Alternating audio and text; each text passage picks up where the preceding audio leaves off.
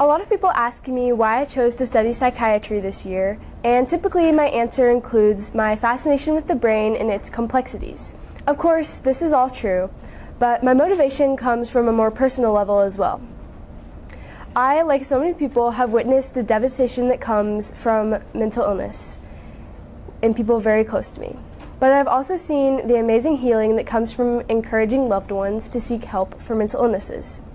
That is why I hope that someday I can help people's loved ones experience the same healing that I have seen take place. I'm very excited to be involved in ISM this year for the exact reason described by Abraham Lincoln in this quote. Things become to those who wait, but only the things left by those who hustle. In taking this course, I have truly fulfilled the hustle aspect of this quote by getting a head start on my career path and gaining professional skills.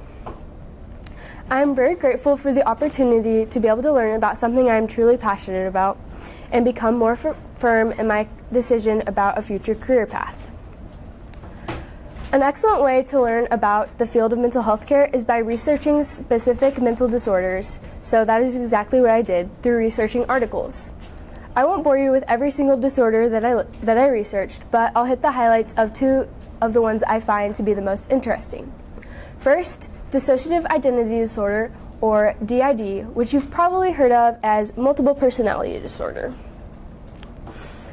Patients with this disorder alternate between different personalities, which can be perceived by families and friends as possession. These personality states are called alters. Often, a change in alters can be triggered by a stressful situation or a specific emotion. Typically, a patient can have between 2 and 10 alters, but there have been cases of over 100. The severe dissociation that comes with DID is often caused by childhood abuse, specifically when there is not a supportive relative to counteract the abusive relationship. This can cause the patient to split off memories and personality traits into dissociated parts, leading to the emergence of multiple personalities. Prognosis for recovery is fairly positive, however, treatment takes several years. On the opposite end of the spectrum is ADHD, one of the most common mental disorders affecting between 5 and 10% of children in the United States. Attention deficit hyperactivity disorder is characterized by difficulty sustaining concentration, forgetfulness, and a lack of attention to detail. When diagnosed and treated properly, the condition is very manageable, and typically treatment is done with a combination of medication and therapy. Something that I find to be very interesting about this disorder is how the symptoms manifest very differently in girls and boys. While boys often seem restless and distracted, it is more difficult to see that girls are not focused. They often daydream and appear spacey. This is a significant issue, as treating ADHD before adulthood is important in order to prevent further issues during adult life. Specifically, girls with untreated ADHD are at a higher risk for having issues with substance abuse and other psychiatric disorders like eating disorders later on in life, which makes early diagnosis and treatment critical. Through primary sources, informational interviews, I was able to gain a better understanding of what psychiatrists do and how diverse the field is.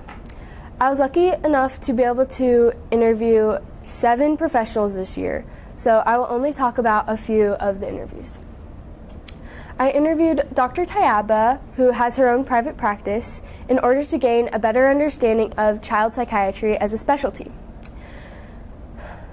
In the interview, Dr. Tayaba emphasized the importance of persistence in order to be successful throughout medical school. She also discussed how it is important to see the career as a way to help people and make an impact on your patients' lives. Often, doctors are distracted by the financial aspect of their career and lose sight of what is truly important, helping their patients. Dr. Tayaba also discussed how a fellowship in child psychiatry is very beneficial and worthwhile in order to have a better understanding of childhood development and how childhood shapes who people become as adults.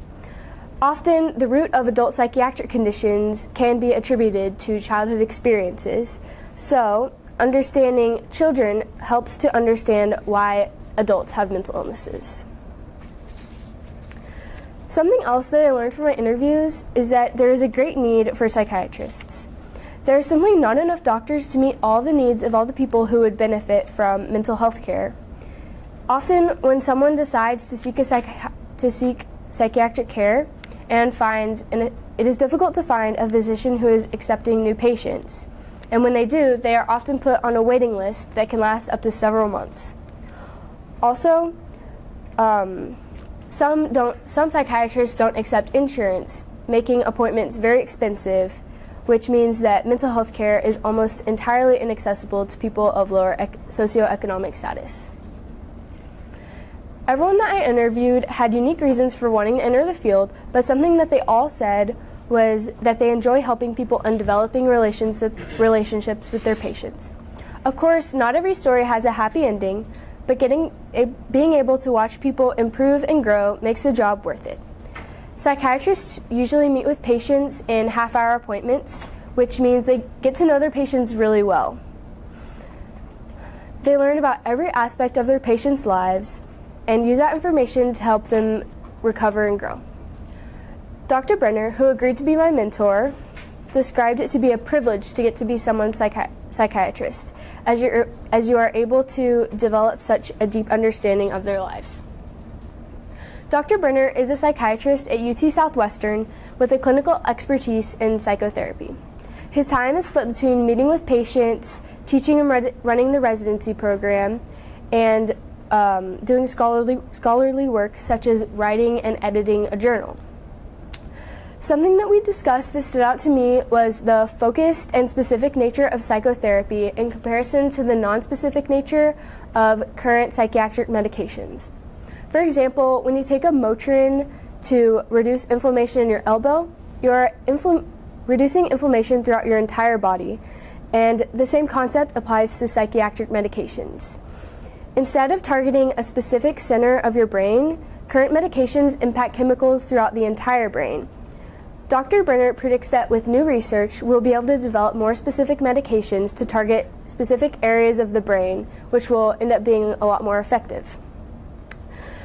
In contrast, when a psychiatrist conducts psychotherapy, they're able to target very specific parts of the brain, and that is why it's a very effective method of treatment. I also interviewed Dr. Taminga, a psychiatrist, professor, and chairman at UT Southwestern. Her time is split between conducting research and serving as a psychiatric chair. It was very interesting to learn about her research, which is primarily in psychosis, specifically schizophrenia. Her main purpose is to identify the molecular causes of mental illnesses. She does this through various kinds of experiments, such as examining postmortem brain tissue, clinical trials, and animal model experiments. We also discussed the differences between psychiatry and neurology.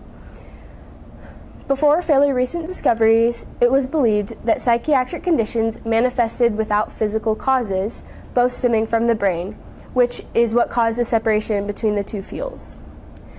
We are now aware that both neurological and psychiatric disorders have physical causes, both stemming from the brain.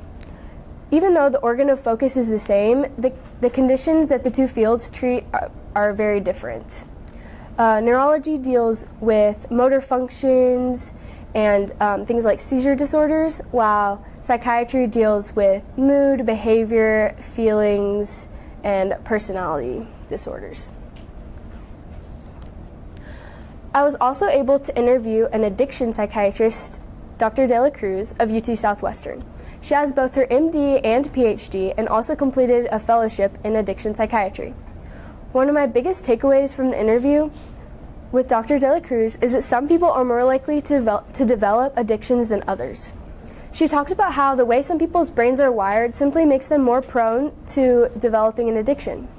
Additionally, people who smoke and drink as adolescents are more likely to develop addictions, but it's uncertain if that is because people who try gateway drugs are more likely to try other drugs in the future, or if the wiring of the brain is altered by drugs in adolescence.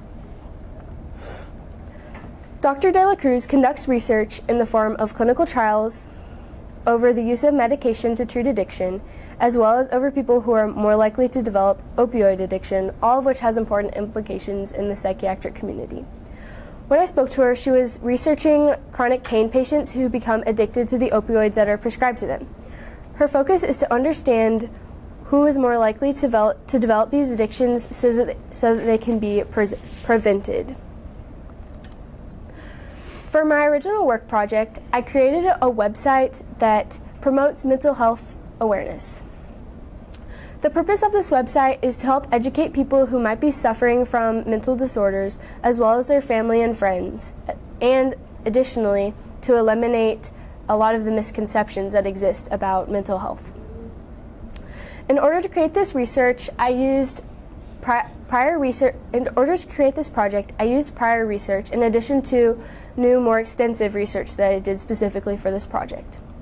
The website includes information about common disorders, suicide awareness, and hotlines, treatment information, and a quiz testing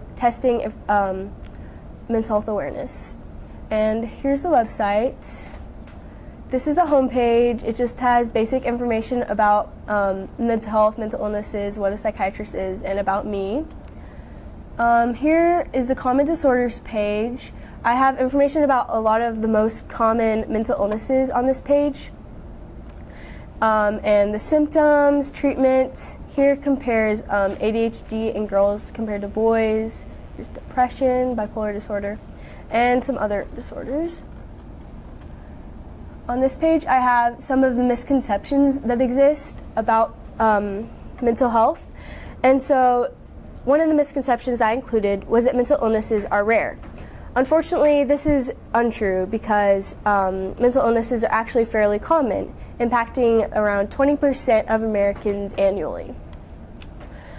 Another misconception is that people with mental illnesses are likely to commit crimes or be involved in violent behavior. This is untrue, as people with mental illnesses are no more likely than anybody else to commit a crime, and in fact they're much more likely to be victims of crimes than perpetrators. Also, they're not more likely to be violent. Most people who have mental illnesses are normal people leading productive lives. And so this page is about suicide awareness, and I included some hotline numbers. I also have information about treatments, specifically psychotherapy. A quiz that can test your knowledge of mental health, and a symptom inventory for people who think they might be struggling with a mental illness. A year ago today, I never would have thought that I would be comfortable speaking in front of a group or talking to professionals, but stepping outside of my comfort zone in this program has really allowed me to grow.